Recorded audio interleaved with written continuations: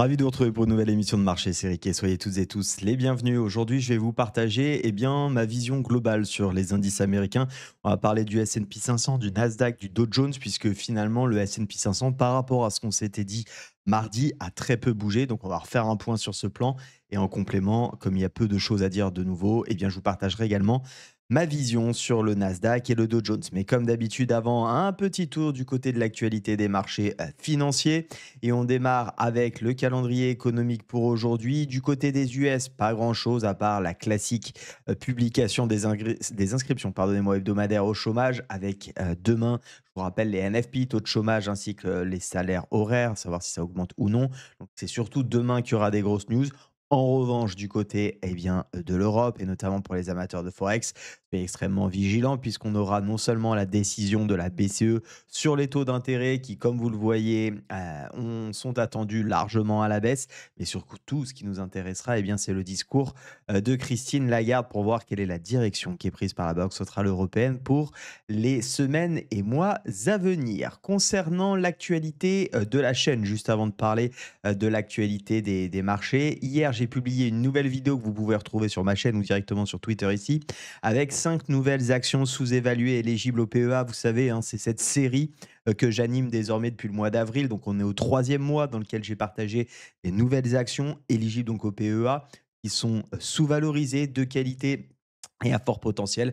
Je vous laisse donc aller regarder, il y a vraiment des belles choses à faire. Sachant que j'avais fait ces épisodes également, enfin ce format sur le mois d'avril et sur le mois de mai, et il y a eu de très belles performances générées depuis. J'en fais d'ailleurs le bilan à l'intérieur de celle-ci. N'hésitez pas à consommer sans modération. Merci en tout cas à tous ceux qui s'abonnent et qui mettent des likes, que ce soit d'ailleurs sur cette vidéo ou sur les autres. C'est toujours un soutien pour la chaîne et je vous en remercie. J'en profite pour vous le dire. Concernant également mon fil X, je vous ai posé une petite question ce matin pour justement l'aspect investisseur. Je viens tout juste de la poser comme vous le voyez. N'hésitez pas à venir me dire ici si vous préférez les actions de croissance ou les actions value à dividende. On n'a pas assez de place pour tout écrire, mais vous avez compris. Je vous laisse bien évidemment me le dire. C'est intéressant pour pouvoir orienter le contenu également en fonction.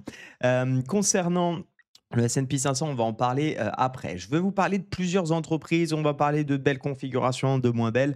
On commence avec Equinox, que je trouve dans une configuration absolument géniale. Comme vous pouvez le voir, c'est une configuration étape 2 de la stratégie de Weinstein. Alors, si vous ne connaissez rien à la stratégie de Weinstein, non, vous n'êtes pas un inculte, vous n'êtes simplement pas au courant de cette approche qui est hyper pertinente et que je vous invite à aller voir. Pour ma part, quand j'ai débuté en 2018, c'est la première stratégie que j'ai découvert grâce à son livre.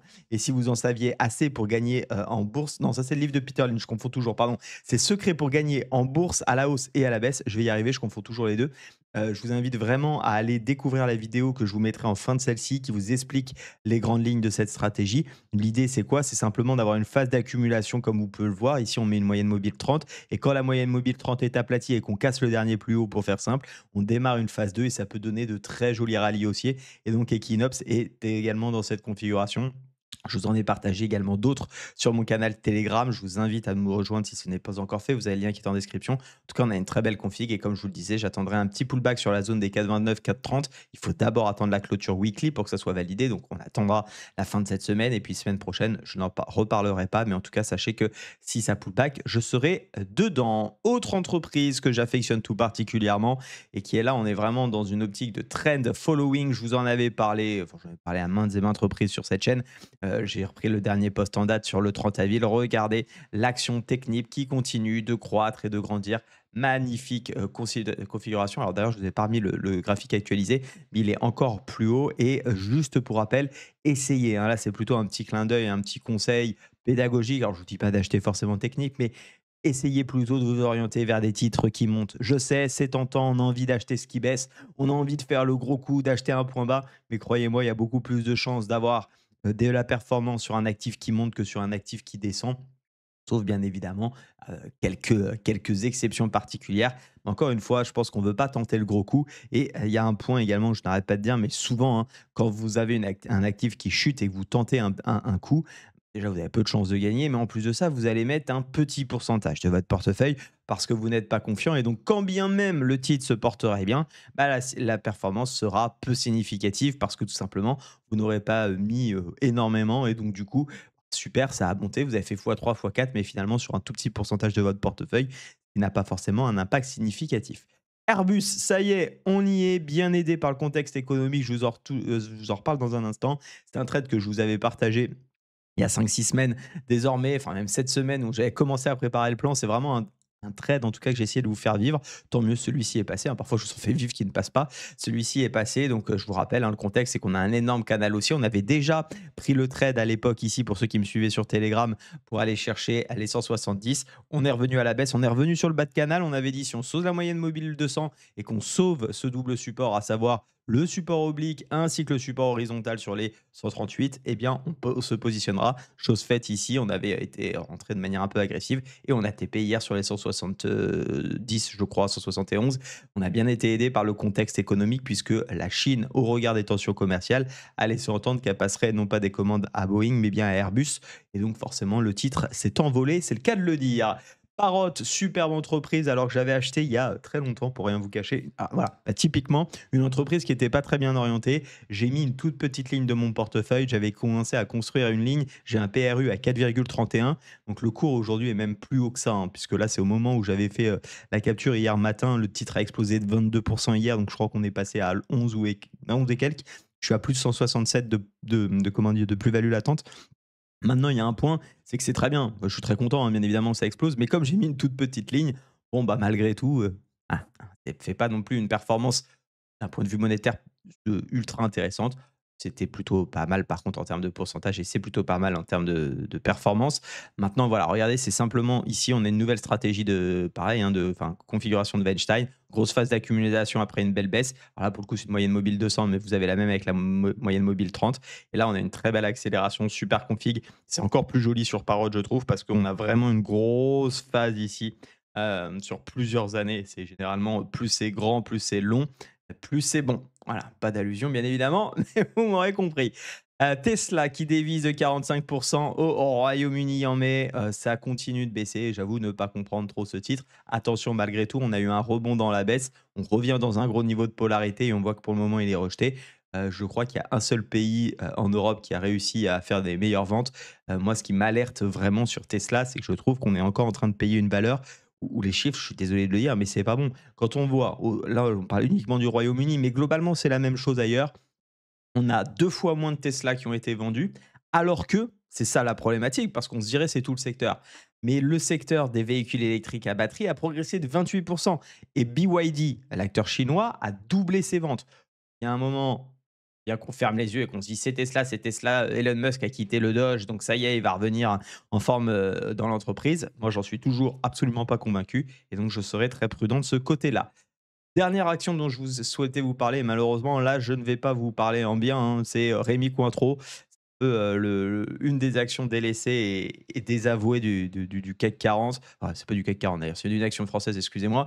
Rémi Cointreau retire ses objectifs de 2030. Il n'y a pas grand-chose qui va. Alors oui, on a certains chiffres qui restent OK, mais malgré tout, le titre, quand on a une entreprise comme ça qui retire ses objectifs au regard du contexte, il y a pas de, même l'entreprise ne montre pas de confiance dans la suite de ses activités.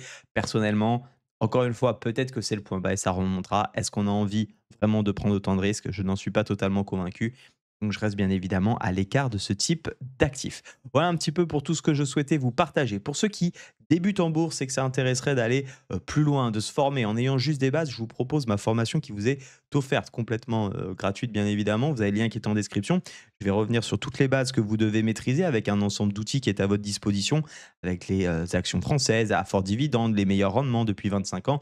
On appelle notamment les aristocrates que vous avez déjà peut-être entendu parler, mais également toutes ces questions auxquelles je réponds, qui sont les questions finalement que les débutants se posent, ou d'ailleurs qui n'ont pas encore conscience de se poser, et ce qui amène à des erreurs. Donc là, au moins, je vous les pose, je vous apporte les réponses, je vous donne également des façons de faire, et ce qui vous permettra d'être beaucoup plus confiant de ce point de vue-là. Vous avez également ma formation offerte en trading, si ça vous intéresse. Pareil, j'explique pourquoi c'est intéressant de faire du trading, tous les risques à prendre en considération et comment faire en sorte d'avoir les meilleurs outils pour être dans les meilleures dispositions. Je vous partage également des méthodes d'analyse technique, ma méthode en réalité en 4 étapes, avec quelques indicateurs que j'utilise et même une stratégie que vous pouvez directement appliquer avec également les 7 meilleurs brokers. Quand je dis la liste des 7 meilleurs brokers, l'idée c'est pas de faire une panoplie de brokers, c'est simplement que j'ai des brokers identifiés en fonction des profils.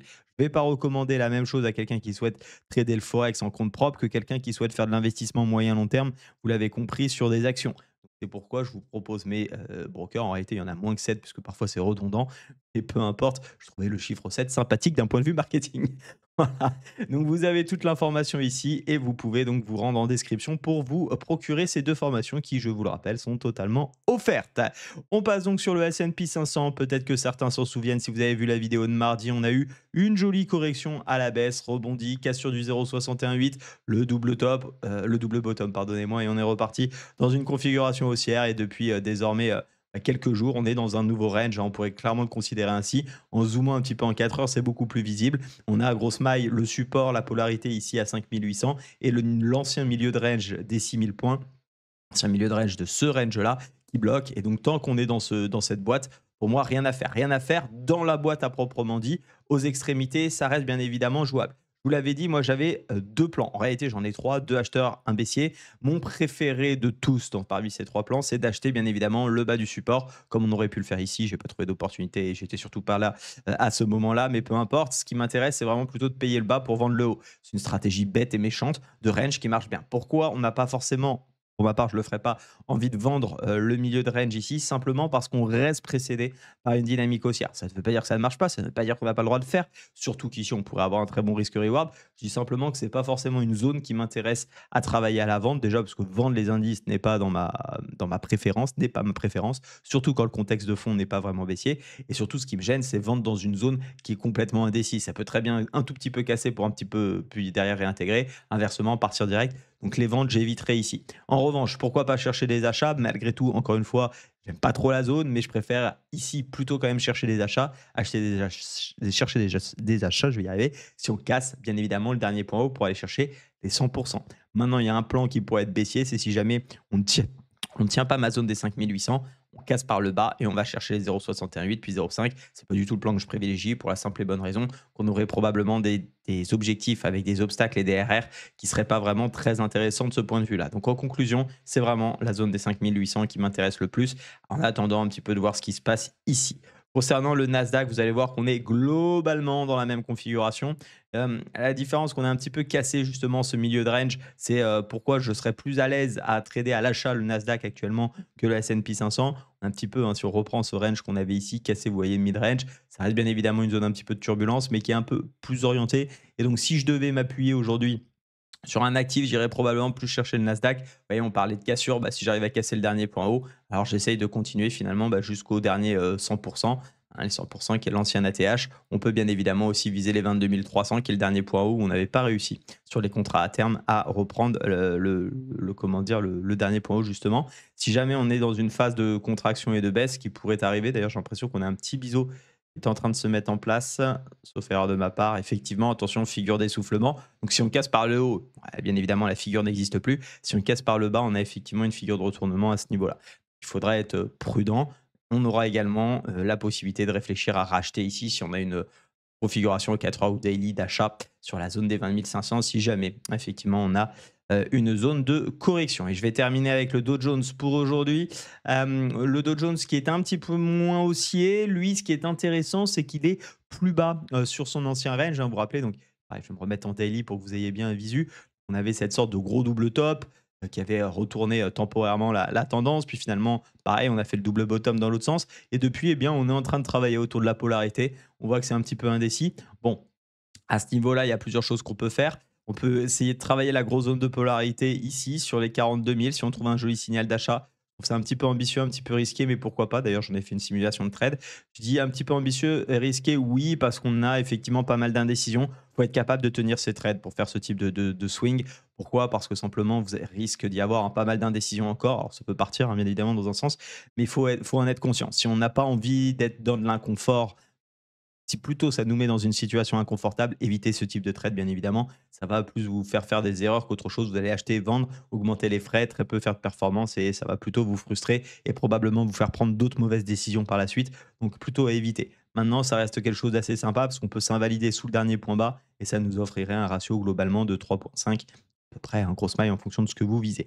Maintenant, il y a une autre opportunité, bien évidemment, c'est tout simplement, si j'enlève ce petit range, c'est de voir ici qu'on a une zone de résistance. On casse la zone de résistance, on essaye de travailler, hein. Par exemple, on s'invalide à peu près à la moitié et on va chercher ici le haut de l'ancien range. Pareil, ratio de 3. On peut être beaucoup plus dans une configuration de dynamique haussière désormais, une fois qu'on s'est extirpé de cette zone qui quand même fait bien obstacle, la zone des 43 000. Et donc dans ce cas-là, essayer d'accompagner jusqu'au dernier point haut. On ne prend pas trop de risques à travailler ainsi. Il faudra être conscient qu'on pourrait avoir des secousses autour des 43 600, 43 700, puisque ça sera l'ancien mid-range, vous l'avez compris, qu'on avait eu précédemment. Enfin, voilà, tout ça me fait dire que je continue de chercher des achats. Là, on n'est plus dans une orientation baissière sur le moyen long terme, hein, si on parle du daily notamment et bien évidemment du weekly. Donc il faut trader la tendance de fond. C'est vraiment ce que je m'efforce de vous dire et de répéter. Il y aura beaucoup plus de chances d'obtenir des jolis résultats ainsi. Alors bien sûr, hein, parfois, quand on vend et que ça dégueule, bah, ça marche. Mais globalement, vous le savez, les indices américains sont orientés à la hausse. Voilà, vous savez tout. Vous avez toutes mes formations qui sont offertes en description. Vous avez la vidéo avec laquelle je vous laisse hier sur les 5 sociétés que vous pouvez regarder et peut-être ajouter à vos portefeuilles si les critères correspondent à vos stratégies. Moi, je vous souhaite une excellente journée. Soyez prudents sur les marchés. Merci à tous ceux qui likent et qui s'abonnent et à très vite. Ciao.